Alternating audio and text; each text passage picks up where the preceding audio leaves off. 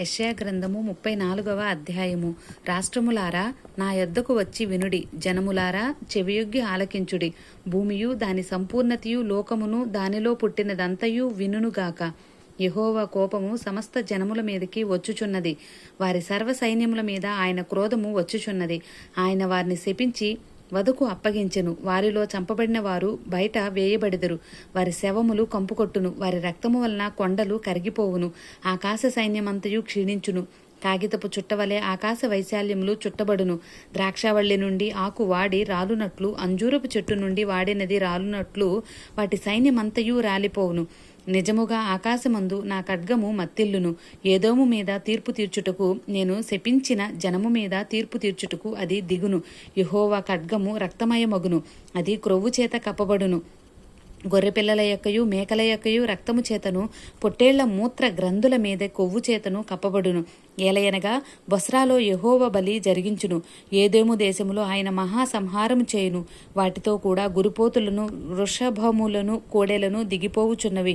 ఏదోమీయుల భూమి రక్తముతో నానుచున్నది, వారి మన్ను క్రొవ్వుతో బలిసి ఉన్నది.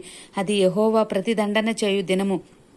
సియోను వ్యాజ్యమును గూర్చిన ప్రతీకార సంవత్సరము. ఏదోము కాలువలు కీలగును, దాని మన్ను గంధకముగా మార్చబడును. దాని భూమి దహించు గంధకముగా ఉండును. అది రేయింబగళ్ళు ఆరకయుండును. దాని పొగ నిత్యము లేచును.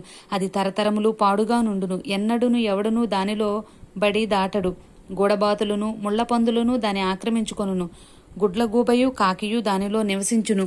ఆయన తారుమారు అను కొలనూలును చాచును, శూన్యమును గుండును పట్టును. రాజ్యము ప్రకటించుటకు వారి ప్రధానులు అక్కడ లేకపోవుదురు. దాని అధిపతులందరూ గతమైపోయిరి. ఏదోము నగరులో ముళ్ళ చెట్లు పెరుగును.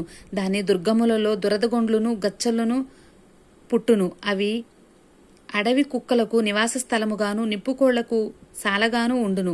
అడవి పిల్లులను నక్కలను అచట కలిసికొనును. అచట అడవి మేక తన తోటి జంతువును కనుగొనును. అచట చువ్వ పెట్ట దిగి విశ్రమ స్థలము చూచుకొనును. చిత్తగూబ కూడు కొట్టుకొనును.